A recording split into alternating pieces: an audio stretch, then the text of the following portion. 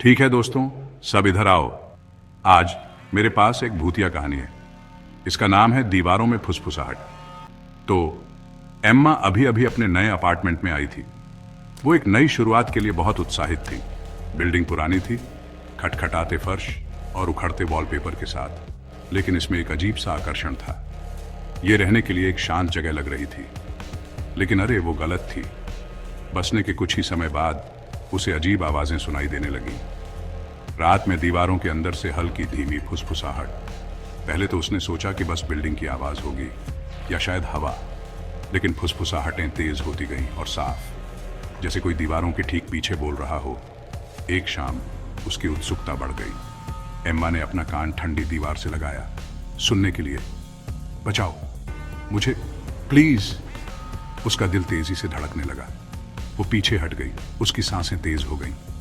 फुसफुसाहट अचानक बंद हो गई। एम्मा ने खुद को समझाने की कोशिश की कि यह सिर्फ उसका वहम था, लेकिन डर बना रहा। अगली कुछ रातों तक फुसफुसाहटें वापस आती रहीं, तेज और ज्यादा बेचैन।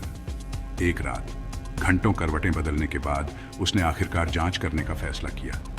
उसने एक टॉर्च पकड़ी और दीवारों पर थपथपाने लगी, उम्मीद में कि उसे स्रोत मिल जाएगा। जब उसने लिविंग रूम के कोने के पास खटखटाया तो एक अजीब खोखली आवाज आई, जैसे ड्राइवॉल के पीछे कुछ हो। कांपते हाथों से उसने एक स्क्रू ड्राइवर पकड़ा और पुराने बोर्ड्स को निकालना शुरू कर दिया।